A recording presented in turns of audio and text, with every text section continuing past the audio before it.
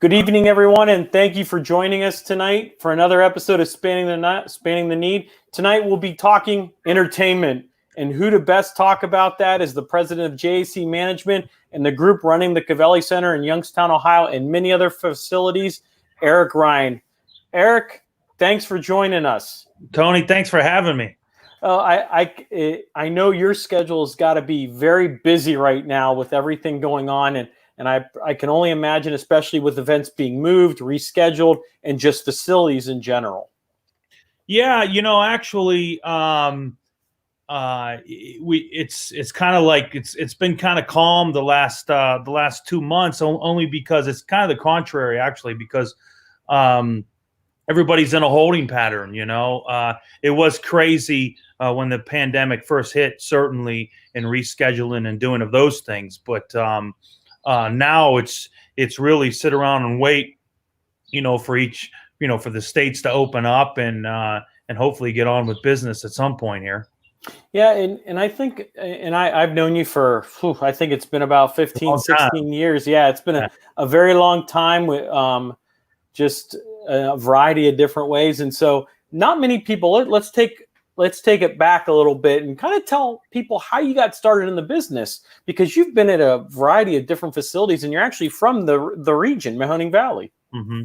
Yeah. So I started back in 1998-9 with a place called The Cellar in Struthers here, just a suburb of Youngstown. And I started doing shows, kind of just open up to do. It was just a club. I was started in a club business to do local and regional shows, and that went pretty well. And then I started a company called Eric Ryan Productions, and the idea of that was to do shows outside of the club, and so basically, that turned into then JAC Management Group when we took over the management of the Covelli Centre. And now we have JAC Live. So it's been a process. I've been in it for over 20 years now, really. Oh, and well, you're aging both of us. No doubt. I mean, you've played in my charity basketball game. You played when you were still young. You're only 29 right now. That's right. And you've come a long way. I remember when there was concerts, small, the Clarks, I think Red, White, and Blue was another one. Just Mm-hmm. if my memory serves me correctly, going to those types, and then you used the Struthers Field House, which is phenomenal. Of and course. then you're taking over the Covelli Centre where past management companies failed. So tell me a little bit about how that became, because the previous company that was not an agreement between the city of Youngstown, but then you stepped in. So kind of take us through that and what happened. Yeah. So basically, it's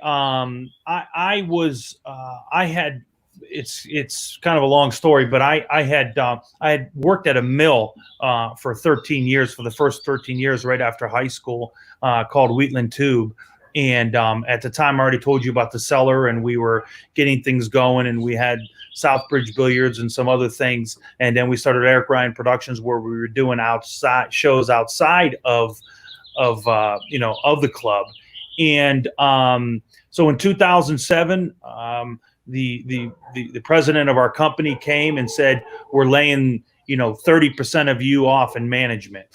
And I had said, that day I got off of midnights, and I told my wife, I'm taking the buyout. I'm getting out after 13 years, which looking back now, it was absolutely crazy, because I had a really good job and all these other things were secondary. So I did it with the intent that I would grow my promoting company.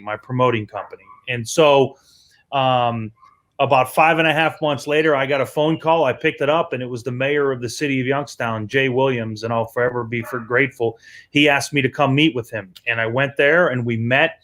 And I had done a couple shows at the arena, and he said that they were getting rid of the management company that was there and wanted to know if we would be interested in managing the facility on a temporary basis while they search for a major management company. So we said we would do that. and went in there and was supposed to be there. We signed a three-month agreement, and that was 13 years ago. So and it was a process to turn the place around. It was losing a bunch of money, and entertainment facilities really across the country are tough to get to make money. So we're certainly proud of what we've done. And it's been a long process, but it was a long process to kind of get to that point. But really, it was kind of a leap of faith that I took back in 2007 when I left my full-time job and said I wanted to be in the entertainment industry. Did you ever think that when you signed that 3-month agreement with the city that you were going to be there for the next 13, 14 years? It's funny. I didn't think that when I signed the agreement.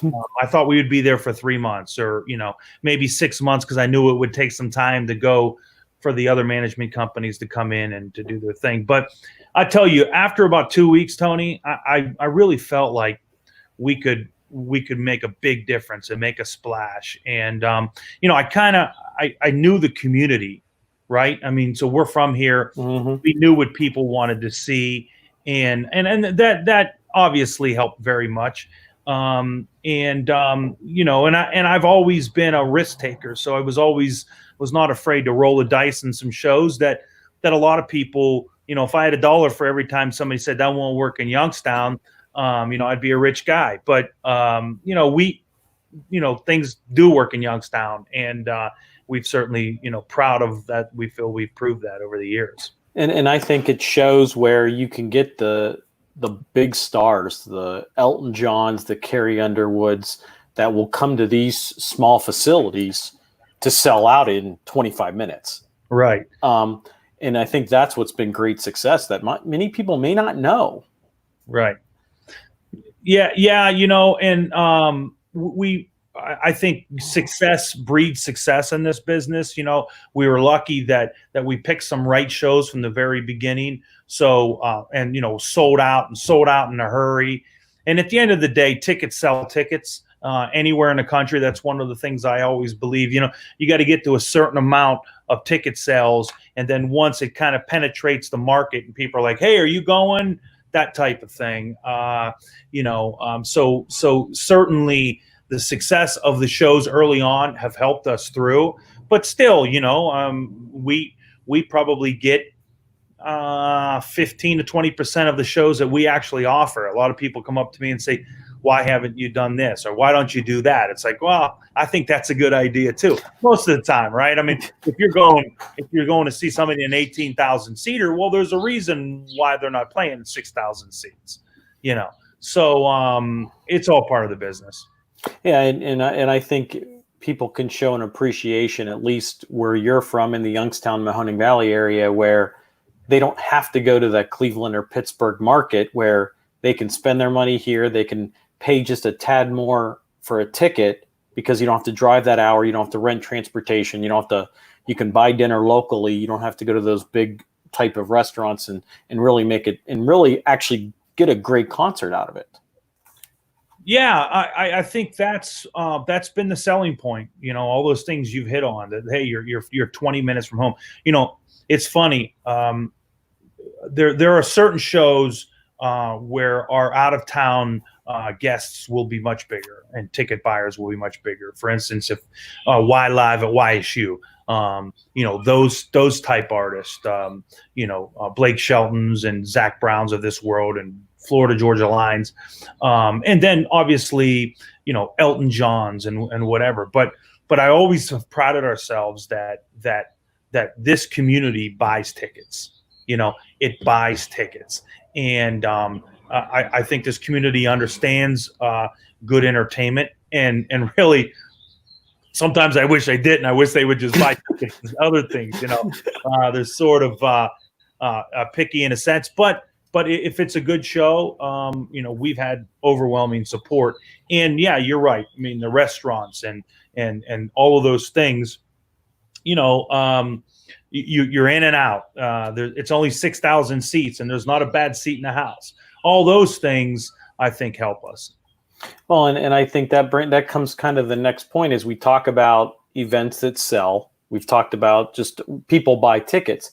Now you come to the pandemic and you have all these shows scheduled. How have you been handling those difficult decisions in the last 3 months? And what has kind of been, how have you been handling the stress? Because I know when you're bringing in a big act, that's a lot of money. And people don't realize this, where these artists can range from $750 to $1 million just for their fee alone. Mm-hmm. Well, I don't want you to ask my wife that question. That's for certain. Yeah, it's been a very stressful time, honestly. Because there's nothing you can do about it. This pandemic has hit everybody, has affected everybody. So I'm not crying, woe is me. But certainly in the mass gathering business and in the entertainment business, the most difficult part recently, early on it was like, okay, you're doing rescheduling, you're pushing things back, you're moving, okay, how long is this going to last? Because nobody really knew. And now we still don't know when it's going to be over, and we still don't know when we can reschedule. So we really need to be able to. Sorry, this is somebody with a motorcycle. Yeah, so is someone picking you up? Yeah, no, I don't know. It's my neighbor. It's been a very, very stressful time, and we've rescheduled and rescheduled to reschedule. And like I said earlier, now it's like, now it's everybody's just kind of pulling the reins back and saying, no sense in going through this rigmarole. Let's wait until we have a time when we can finally reopen. Now we're hearing we can open the amphitheater. It's looking like we're going to be able to do so within the next couple of weeks, which will be nice. And go from there. But the real struggle with most of us in this industry is that we wish we had a date. We wish we had even a tentative date that could move back.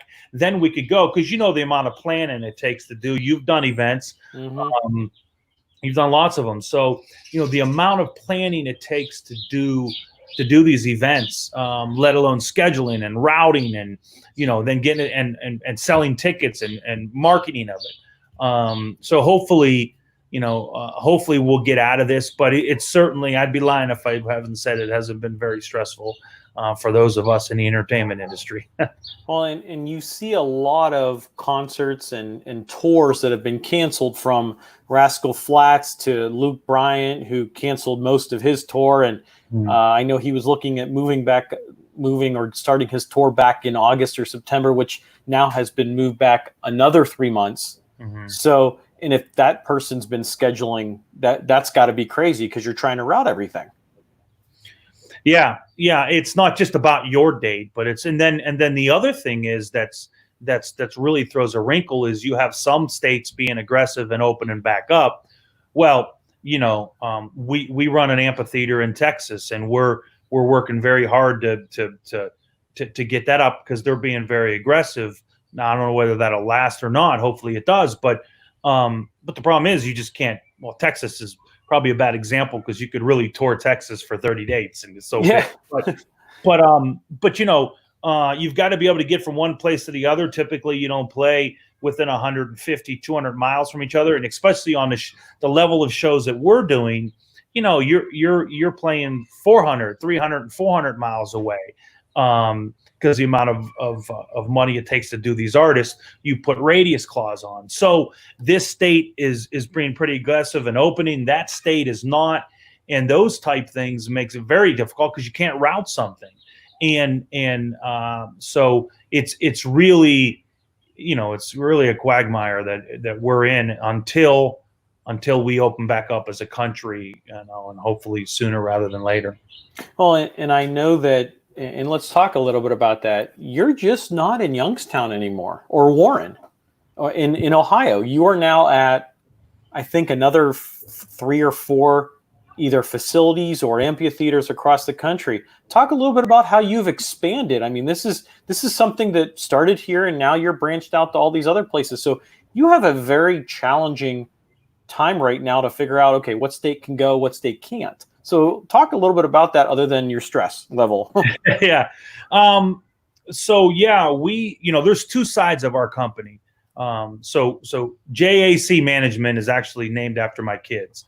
So that's the management side. So we manage 4 facilities now. We manage the Covelli Centre. We manage Youngstown Foundation Amphitheater. We manage Packard Music Hall in Warren, and we manage the Spellman Amphitheater in Forney, Texas, just right outside of Dallas. So we took over Forney, Texas on January 1st, and it's a 4,000 seat community amphitheater that we have.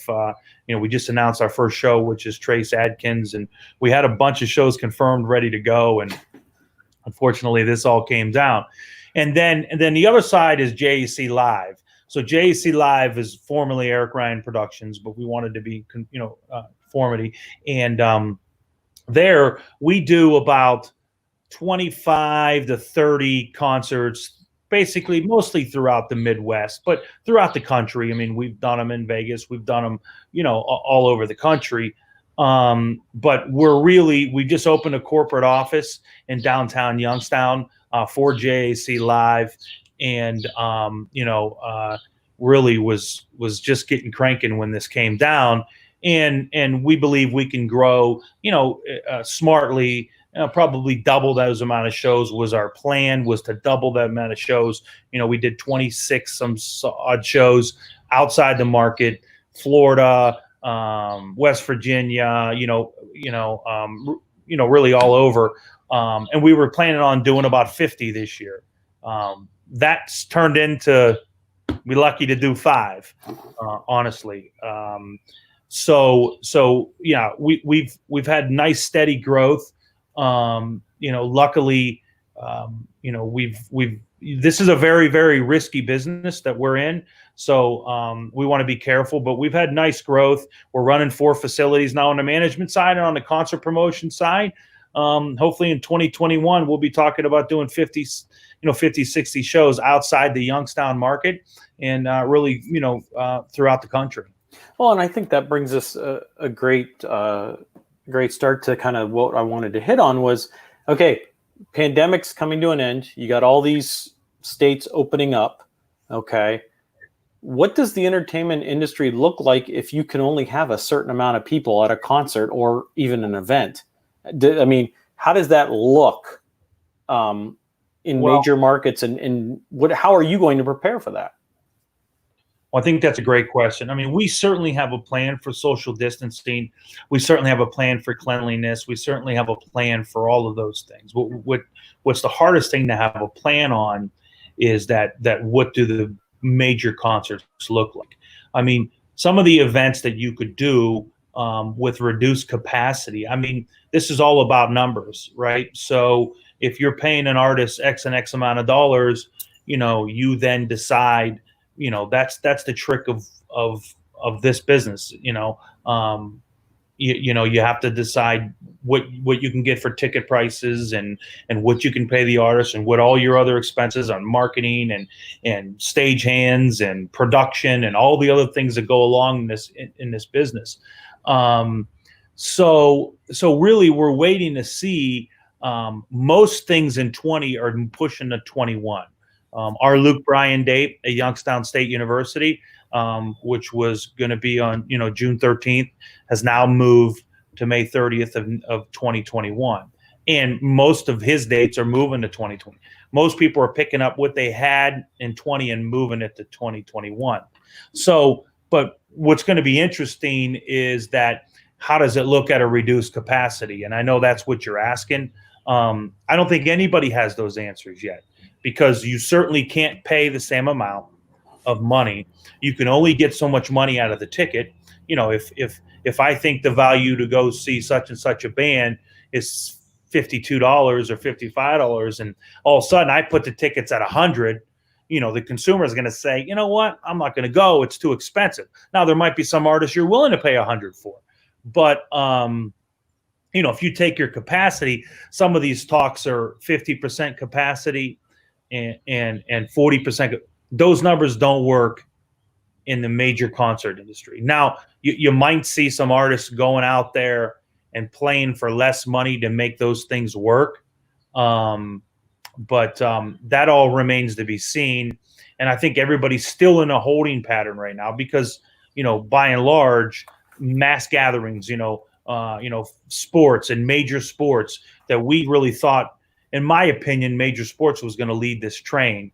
And now they're announcing baseball's coming back, but I believe with no fans. Isn't that correct? Yeah. I think I read an article or just talked to some people that they were going to have a 60-game season, no fans. Mm-hmm. And so, I mean, they're doing an overhaul of the whole entire season. So it'll be very interesting to see how that works. Right.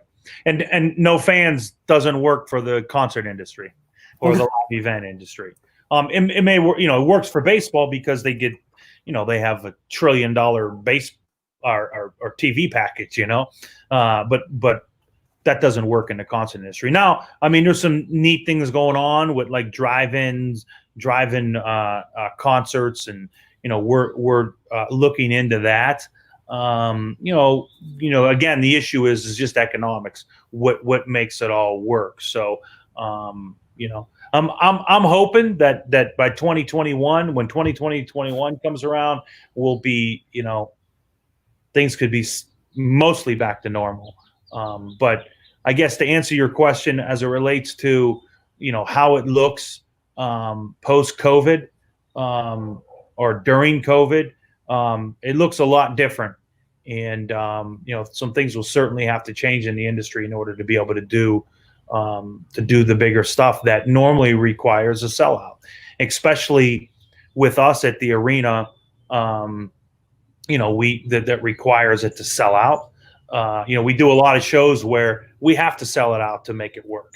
So, well, and I think it kind of brings that point of is if you want to bring in these big acts and they're still charging the high pricing for their fees, those ticket prices will almost double if you can't put people in the stands.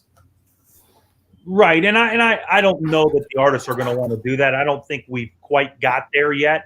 I mean, you don't really see everything rescheduling for 20 to 21, and I'm sure that some of those deals will change, but we'll see how. I mean, it's going to take a collaborative effort between the artists, the managers, the agencies, the promoters, and the venues are all going to have to really work together to try and figure this out of what works best for the consumer. Because at the end of the day, you need the fans. I mean, you need people to buy tickets, and if you don't have that, you're not going to be in business very long. So, I'm confident that'll happen, but it's just a matter of time of how long it takes to get there.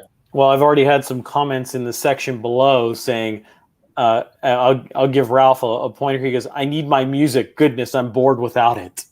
Yeah. Well, I think music has a way to heal, doesn't it? Yeah, it does. And I think that brings, like, for example, Garth Brooks made the announcement that he's doing 300 drive-ins. Mm-hmm. And to be honest, that I don't think that's the same as being live in a facility. Either it's the first row or the last row with the best entertainer you want and you love. Yeah. Well, Garth but he's playing, and it's gonna simulcast, mm-hmm. right? Correct. Garth is not going to be at the typical drive-in. No, that's great. I think that's like the gentleman said, he needs music. So, I mean, that's the best we can do right now. And I think it's cool. It's not going to be the same as going to a live show. Oh, no. Covelli Centre for sure. No, or anywhere. I mean, right. At least at outdoor amphitheaters, you can social distance in some capacity. Right. And what's the capacity of the Youngstown Amphitheater? It's about 5,500. Mm-hmm. So based upon, what they say, like we're hearing 6 square foot per person. which would basically be a 3x3 area. Then the next person would have a 3x3 area. You know, our capacity would be down to about 1,600 people. But waiting to see what percentages they come back with. Oh, and I think you're right, Eric. And I think we're looking forward to music and getting back and just enjoying life, but at a social distancing, I should say. Yeah. So, well, we've talked a little bit about pretty much everything in the industry. Any new acts that, well, look at it this way. Hey, you just can say, hey, I was ready to pen all the big names until the pandemic hit. That's right. I mean, Aerosmith. That. Yeah. Oh, yeah. I had Bruce Springsteen coming, Billy Joel. I had, everybody. Yeah. I mean, you had Jay-Z. Yeah. You had Keanu West coming. You had them all coming. I mean, till the pandemic happened, and just the deal fell away. Yeah. Yeah. So you interested in a little Q&A from some fans? Sure. So I'll go with this one. This one is this gentleman's name's Eric too. Okay. His question is, and I'll pop it up on the screen. It says, if there was one act you would love to book, which one would it be? Great question. People think I'm a country guy. I was a rock guy. Like, oh yeah, the country. You know, I don't know why, because it sells out and people love it and they support it like crazy. I'd probably, only because the region of where we're in, it'd probably be Bruce Springsteen would be. We try, and every year I drive for Y Live. Billy Joel would just be, because I was kind of raised on Billy Joel. Would be really great. The Foo Fighters would be cool. A Drake show would be cool. Because I really love all genres of music. But if I had to pick one, it would be, I couldn't pick between Billy Joel or Bruce Springsteen. But one of those two would be kind of my retirement swan song, which I have no intention of retiring. I mean, but I would, that would be, but I used to say that about Zach Brown too. And look, we got Zach Brown. So yeah, Zach Brown was a great concert at Y Live. I mean, we had 15th. Wait, was that the 15th? I can't remember. Is that the 15,000 or the 17,000? That was about 17,000 people. Right. And then we turned around, and that was the first year on 6 week notice. Yeah. So then the next year we had Florida Georgia Line that did, over 20,000 sold out, and then Blake Shelton last year 20,000. And our Luke Bryan show was selling incredible. During it, we went on sale when the pandemic was just coming out. A lot of people don't realize that. So yeah, I remember that. I remember I had to wait in Ticketmaster and get my tickets, and I remember because I think you guys made the announcement. And then a couple weeks later, it opened up. And then about 3 weeks in, everything started closing. Yeah. Yeah. Actually, yeah. So we made the announcement. We didn't go on sale for 2 weeks. And we went on sale on that Friday. And it was really the following Wednesday when stuff started to close. So it was amazing how many people, put their trust in us to, and bought their tickets even during this pandemic. You know what they say. You only need one good time out of a couple. That's right. So, okay, let's get another question here. This one is from Marty.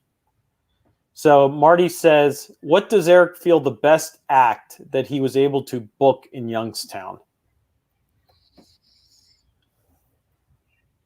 Well, it's hard to not say Elton John, because Elton John was a game changer. Elton John was sold out in 5 minutes. So it was really probably Elton John. Carrie Underwood was really good. Kid Rock was awesome. Brad Paisley was awesome. We've had so many. Kiss was really good. Def Leppard show was really good, but the very first show, I mean, the biggest one would be Elton John. That was by far the one that really put us on the map. Yeah, and I know you, and I think people don't realize this. Correct me if I'm wrong. Elton John came 3 times or twice? Twice. Okay. Yeah. And I think everyone went or tried to go to the first show. It was just because I know Ticketmaster, you just got to wait. Was fortunate enough to get a couple tickets. Yeah. And they, it was just, he went on for 3 hours and just by himself. And I don't think people do that anymore. Yeah. Yeah. You know, it was interesting. You talk about Ticketmaster and when it went on sale. So we're able to see, like, you know, if you have 6,000, that show, we had 7,000 tickets to sell. Cause you remember he played in the 360 and, so you had 7,000 tickets and right at 10 o'clock, the demand was like 40,000 tickets, like 40,000 people were logging on. Oh, wow. Yeah. We had a maximum of 4 tickets you could buy. So with that being said, you know, that many people logging on, think about how many, you know, so if 1,000 people get in, that's 4,000 tickets. And, you know, I remember I almost wanted to move because we're like, oh, it's fixed. It's this, it's that. It's like, no, like, you know, if you have 6,000 widgets to sell and you sell out of them, they're gone. Like, I can't sell you a seat that doesn't exist. Mm-hmm. So that was, the demand was amazing. Yeah, and I think that's if I'm correct, I remember hearing something that Elton John, as he got older, liked the more intimate crowds. Is that a true statement? I don't know as he got older, but I know that he, you know, there was a time where he would play some smaller places. Now he's back on his farewell tour playing all huge facilities, you know. But he certainly rant and raved about the acoustics and loved Youngstown. And, you know, you were there. I mean, the electricity was, you know, you don't get that everywhere. You really do not get that everywhere. It was such a big show and such a big thing, you know. The Kelly Pavlik fight too, when he defended was an amazing event to have.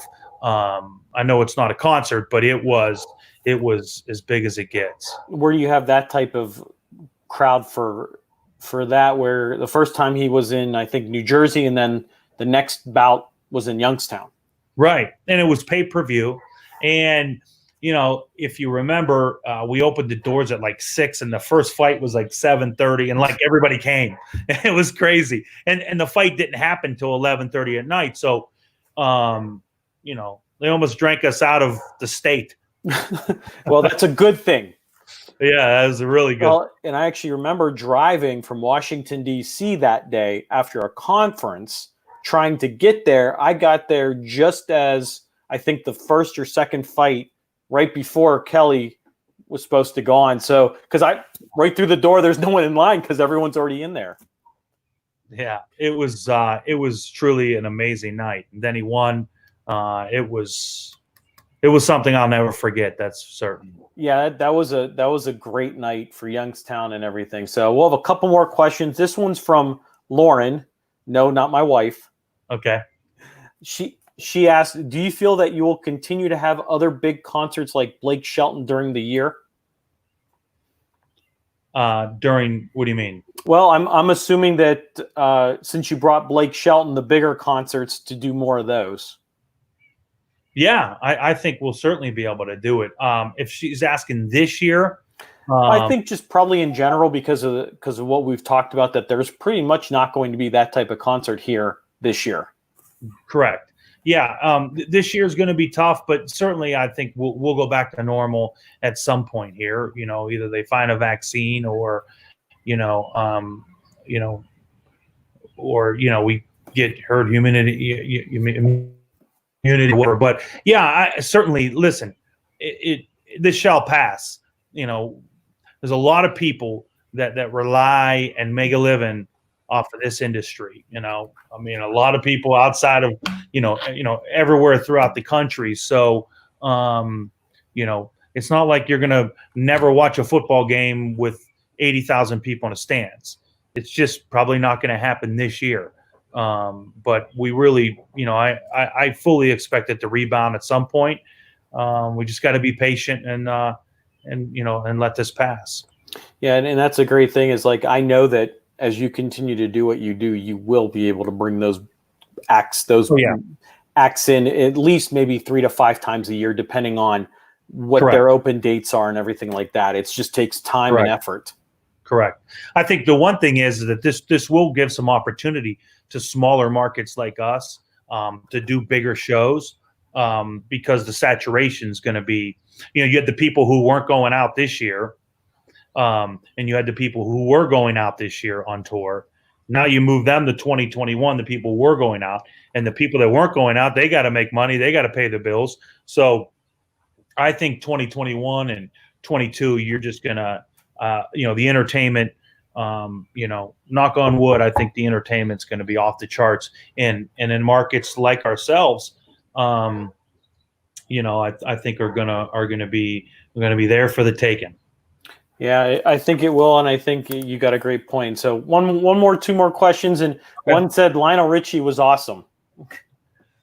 Really, really was awesome, and a great guy. I had an opportunity to meet him, and we had him twice now. He was really, really good, and it was that was an amazing concert, and an even better guy. But I thought that. I thought he really brought it, because the first time we did him, that was part of the Southwoods. If you remember, that was part of the Southwoods anniversary party. So it was a one-off. And when you do a one-off, you sometimes you worry that it's not the full tour. They're not on tour. And, we brought out all the bells and whistles and we sourced everything that they wanted. And he came out and put on a tour show. It was a Vegas show. So I agree. He was fantastic. And then we had him again 2 years later, and we're going to have him again because, people love his music and he puts on a great show. Well, and I think this pivots to the next question, and this will probably be the last question. What are the artists feeling about playing at YSU's venue after they play it and see it and hopefully they enjoy it? That's an awesome question too. So, what I tell everybody about Y Live is that, if you stand on the front of the stage and you take a laser pointer up to the very top seat of that stadium, it is actually closer than the lawn is at Blossom because of the angle. So when you sit up on that stage and you stand up on that stage and you look up, it literally looks like they're on top of you. I mean, it's very unique because, we put the stage at the 50-yard line and we shoot straight up. And a lot of people say, well, why don't you put the stage in the end zone? Well, one, because the capacity wouldn't make, because we would lose an entire section or section and a half. But you cannot beat the 5,000 people on the floor and the 16,000 people in the stands. All the artists have said to me how much they absolutely love it. Blake Shelton last year, truly, when it was over, he's like, I'm going to hang this picture. He told me, I'm hanging this picture. I want this picture. I'm hanging it on my wall. Like, this was absolutely amazing. Florida Georgia Line actually said, this place was built for concerts, not for football, because it was a one-sided. Because most stadiums are 360, and we're two-sided. But the one side's obviously the home side and the big side. Just don't tell that to Ron Strollo. Yeah, So they loved it, and Zach Brown really started off. And Zach Brown, when you call somebody and you say, hey, we want you to play this stadium in Youngstown, Ohio, first thing they ask you if you've taken your temperature, if you have a fever, because you're crazy. But they took a chance on us. They took a chance on me, took a chance on JAC, they took a chance on Youngstown and Mahoning Valley, and to make that happen. And they loved it. So that really was a success story that we could tell and that we'll tell. And hopefully some, we'd love to turn it into a 2-day event sometime, but that's kind of down the road. And a lot of people always ask, well, is it always going to be country? No, it's not a country fest, but we're going to sells. Yeah, I mean, at the end of the day, we could get for what we can afford. So, but yeah, the artists love it. Now, if I'm not mistaken, correct me if I'm wrong. I'm going to bring back a story I was told, and correct me if I'm wrong on this, because this is what I was told. I think it was either the Zach Brown or Florida Georgia Line. They actually brought a bigger stage last minute to actually do a full concert tour from Chicago. That was Zach Brown. Yeah. Okay. Yes, we had to source a bigger stage because they wanted to bring the full show. So it was the full show there. And then it was the first time doing it there. So we learned a lot, and then we were able to do that stage, and we've done that stage, a different stage, but a like stage, like size, every year. But yeah, we originally booked it to play on a smaller stage, and they would not. So I wasn't happy at the time. But now you, at the end of the day, it turned everything happens for a reason. Correct. They brought the big stage, which turned into probably one of the best concerts at the time in Youngstown. Yeah, no doubt. It was the biggest group that had assembled since JFK visited downtown Youngstown in 1964 or something. So, and I still have a picture. I have a picture of that when he was speaking on right across the street from the Mahoning National Bank. That's the aging of, not me, just the picture. Yeah, got it. So let's do one more question, and this one is probably, I'm not going to put it up, but I'll ask it. When are you reopening Fatty's? I'd love to. I miss the greens, and I miss so much about it, but the answer to that is never. I just thought we'd throw that in there because we all know Fatty's is a past restaurant, and really was a great thing, and just for a thing. So, but I actually I miss those days. I don't miss the restaurant stress, but I'd love somebody to open Fatty's. I'll give them the recipes. The old mom and pop type thing. So yes, sir. Yes, Eric, it's always a pleasure. Thanks for joining us for another episode of Spanning the Need. Stay tuned tomorrow when we have the Mahoning County Commissioners and talking about how the county is handling the pandemic. So be safe and have a blessed day. Good night, everyone.